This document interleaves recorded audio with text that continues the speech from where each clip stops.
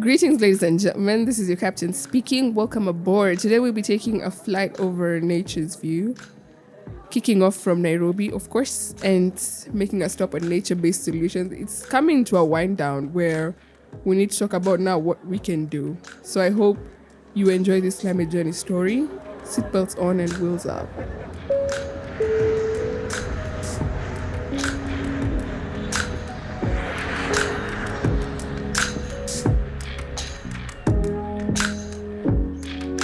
As we wind down, we have spoken a lot about thematic areas in the climate field, some problems, some a bit of touched on solutions on what we can do.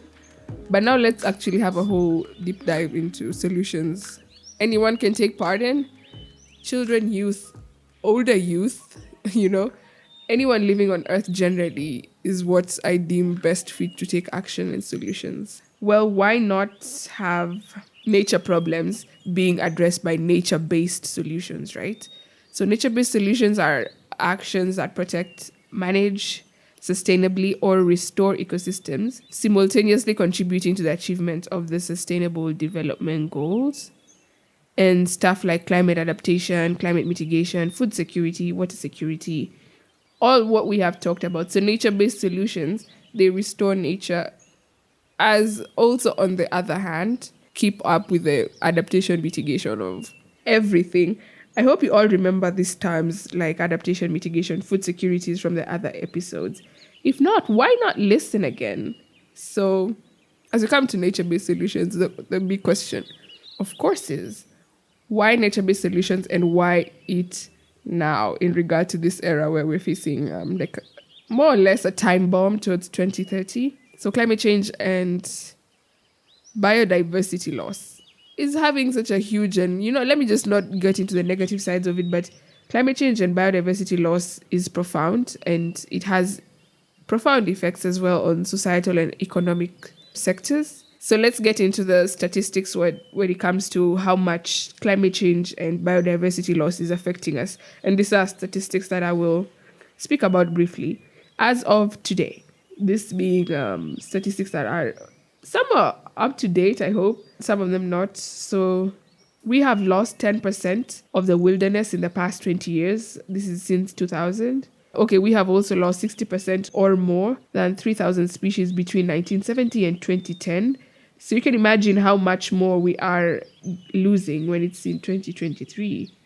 We have lost 90% of all fisheries, making most of them overly exploited, and some of them all collapsed altogether. That's 90%. So every year we lose 20,000 elephants to poaching. We lose 18 million hectares of rainforest to logging. My trees. And we lose 50,000 species by virtue of these trees being lost.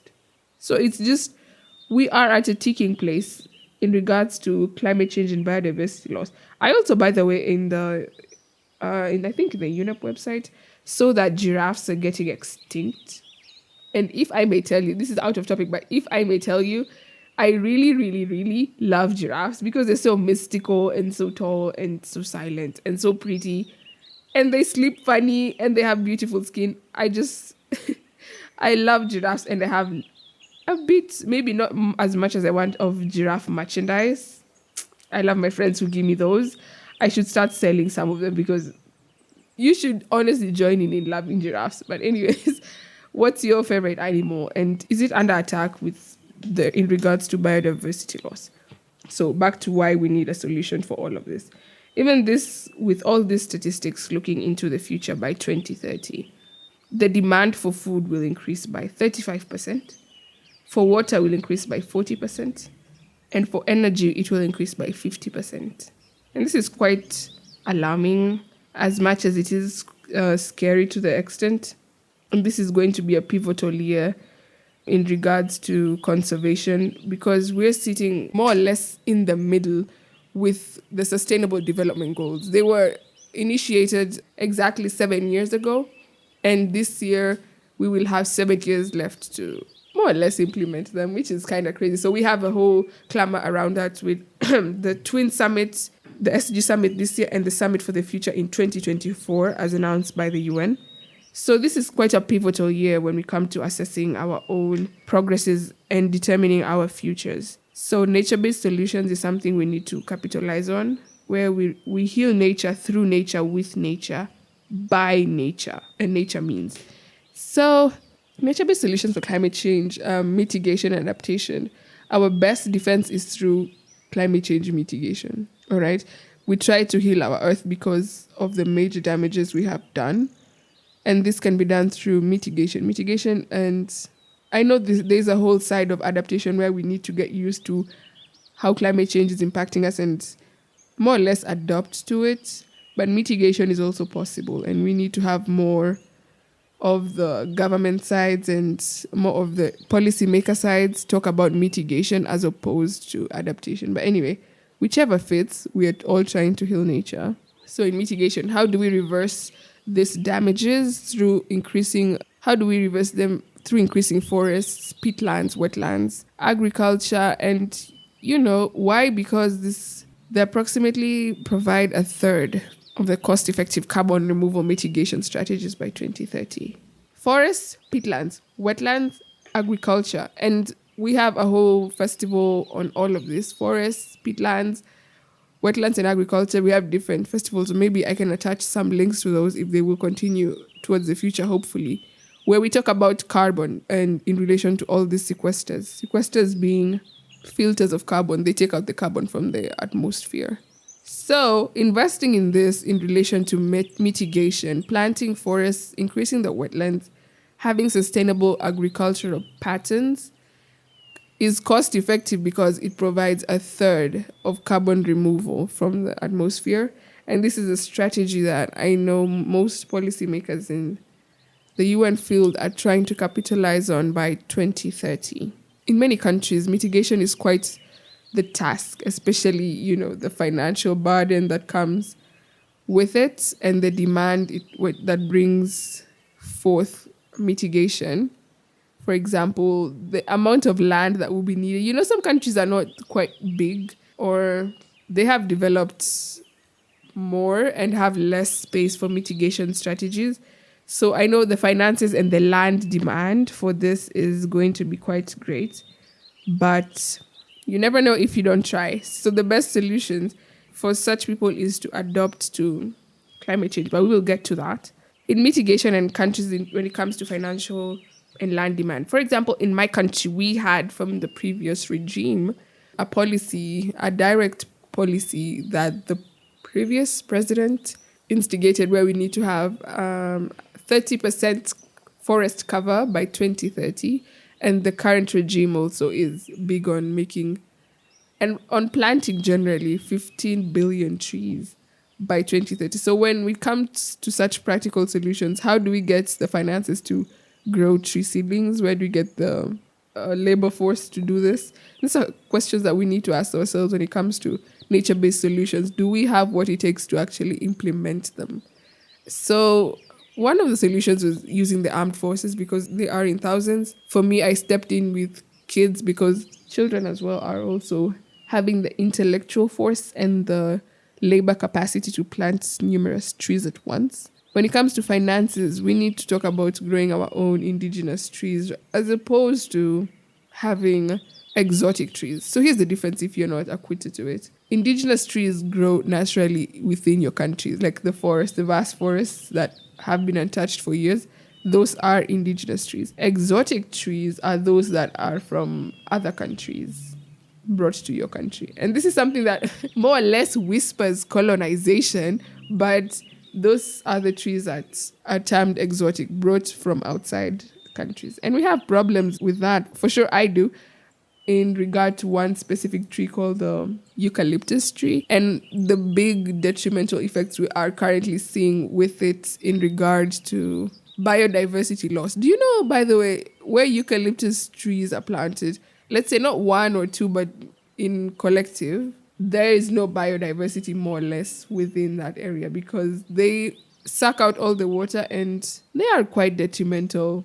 But anyway, we'll have a whole topic to discuss, I hope, the effects that we need to question when it comes to climate mitigation. We're just not going to go all out and then realize 20 years from now we actually made mistakes, because that's what happened in Kenya. We planted so many eucalyptus trees, but in the end we destroyed water sources and the biodiversity. So I think planning properly is something we need to think when it comes to climate mitigation. And when all these are quite difficult in terms of financial and land demand or labor demand, we'll skip to our next option, which is adaptation to climate change. This is to help people and economies reduce their vulnerabilities to the direct impacts of climate change.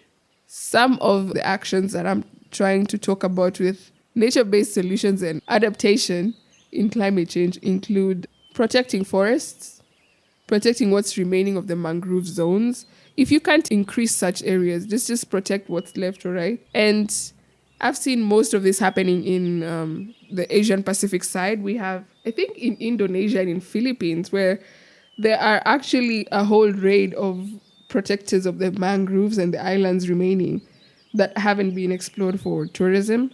So when it comes to adaptation and nature-based solutions, the one word that I can front is protect the remaining side.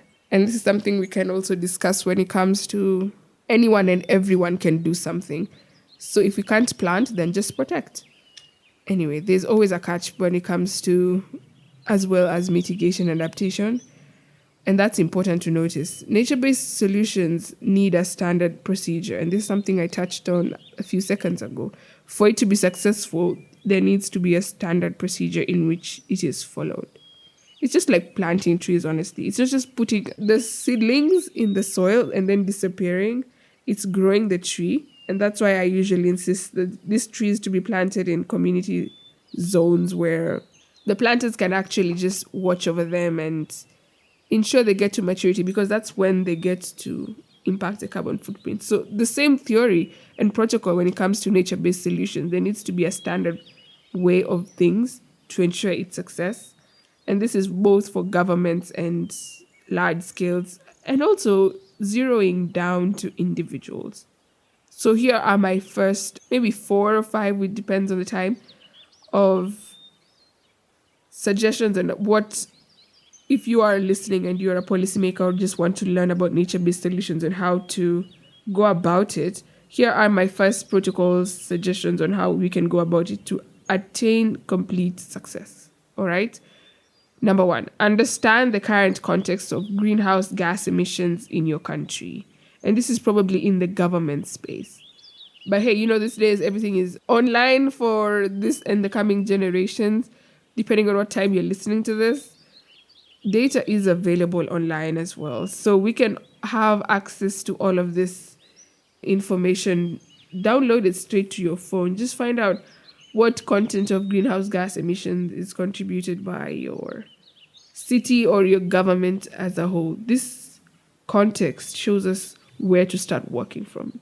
Each country varies when it comes to greenhouse gas emissions. And by the way, I was at, a discussion, I don't know. I was at a discussion where we talked about the carbon and greenhouse gas emissions and had how China is at the top of this. But China is producing all its materials for the rest of the world. Everything almost has, I don't know, in my country, most of the things have the label made in China, made in China. So if they're producing things for us, is it only them that are the big producers of gas, or it is us who are actually making them manufacture the products for us? Anyway, that's a whole debate, but it was really nice to have such a thought. Are they the ones contributing to greenhouse gas emissions the most, or it is us making them do that? Anyways, when you know the greenhouse gas emissions, probably this is into policymakers in government spaces, then can we know how to start acting in regards to reducing them? All right, number 2, identify and review existing nature-based solutions frameworks. Are there existing plans, policies, strategies, targets, communities that are already involved in nature-based solutions? And this is now for everyone, all right? You can be a government and you're fresh in power like our government now, and you want to know how restoring the ecosystem is being done. So you need to check on existing policies and strategies and targets that were set. And this is the example I gave on the forest cover increments in my country. So there was already an existing policy on that. So are you coming in fresh or are you starting from somewhere? So this is something anyone can do. And in relation to individuals, this is where you can plug in. Are there organizations or CBOs in your area restoring, mangroves or planting mangroves every Saturday? Or restoring the coastlines by collecting plastic and all that? Can I volunteer to preserve local species? Can I volunteer at the elephants and national parks? Can I volunteer with my giraffes? We have a whole giraffe center in Nairobi, and honestly, I would want to volunteer. I have spoken to them about it, and they didn't reply, but I will still ask again. So this is somewhere you can ask if you can plug in as an individual as well as the government side. Point number 3, as we rush: identifying and reviewing nature-based solutions and actions in the current National Climate Plan. This is especially for governments and NGOs and CBOs. This is to identify potential areas for strengthening and enhancing the nature-based solution. It's more or less a follow-up from the previous suggested point. Identify and review. So let's say in the tree context, we were planning to do 30% cover. So this government has come to review and say, what does 30% mean? 30% means 15 billion trees by 2030. So it's just now furthering what existing and identified frameworks that were previously there and learning how to strengthen them or enhance them. All right. Number 4, develop rapid analysis. Okay. This is analyzing and taking different standpoints on how you are going to implement this. This is easy since we did it in step 1 when we were talking about data. This step now goes ahead to follow up and get into depth in matters of planning in terms of costs and actual action, considering the risks and the challenges that you will face and how to avoid them. This is also in relation to the data step where you just get to know what is there for me and how will I mitigate or plan around it in terms of costs and challenges. Number 5, integrate measurable nature-based solution actions. So this is something that's very nice to talk about because sometimes when we get invigorated with climate change, we want to do all out. But that's wrong because we end up losing statistics and we don't really know how successful or quite the challenges in failing we are in terms of measurability. So this is also in vague terms means numbers and time, okay, and the steps you develop. So by this time, we'll need to have done this, this, and this. By this year, we'll need to have planted 10,000 trees. That makes it 1,000 per quarter. That makes it 300 per month. And then you work backwards. So this is more of working backwards with data, setting the achievement and breaking it down to the reasonable amount of time left and then working that way. I hope that's understandable. And this is also for governments and individuals. If you want to make your estate green and you want to plant 100 trees, but the rainy season is only a month, maybe 2 or 3 months at most. So how do you plan backwards? Will I plant 40 trees and then 30 towards the end? Or how will I work with in the large scale where we need to plant 15 billion trees in my country? Will we work with a certain million number of trees every year? And this will now give us time to evaluate our successes because it's important to have success when we're getting into nature-based solutions because we have no plan B, we have no planet B, so this has to work and we have to be precise on making it work. Finally, improve or create enabling conditions. And this is political and also maybe boiling down to households. When we talk about enabling conditions, you can remember the episode we had on peace and security and climate change. Governments need to address the matters of security and peace and the clamor that is coming with climate change in fighting for the little and left resources available. So having these conditions met, will we be able to talk about nature-based solutions being successful? And when it comes to individual households, is climate change and mitigation strategies a common topic there? Do you discuss how we can grow our own vegetable gardens? Are the conditions right for such conversations with children in schools? Are they ready to be taught this. And this is something I said that I was so shocked that a whole primary school, the kids could not even list a single SDG. So are these conditions right when we start talking about climate change? Do they even know a single SDG? By the way, SDG 13 is climate action, in case you don't know. So here is the thing. Plan on where to plug in as an individual. Reach out. Sometimes it's through volunteering, which is something I have done so much for the best of the planet because that's what volunteering does. And start small. Plant 2 trees. Pick up plastics at the beach. Use solar heating system as opposed to, electricity. And this will be such a big debate, especially this year now that we're going to have a whole COP28 to discuss energy. So just try and use solar heating systems or lighting systems in your home. Time has really run out, but that is why we have a whole and final episode on what actions and where and how and the areas you could plug in on, which is coming up in the final episode. Embrace nature conservation norms and principles. Go natural is something I would really advocate for. And clean energy. By the way, picking up plastic at the beach is something we could really talk about because it boils down to our individualistic behaviors. But anyways, I think we'll mention that briefly in the final episode. This has been quite a mouthful, but I'm thankful to you guys for listening and definitely see you on the next flight where we wrap it up and talk about further solutions and where to plug in. But nature is the only way we will fix nature. For Earth, and thank you.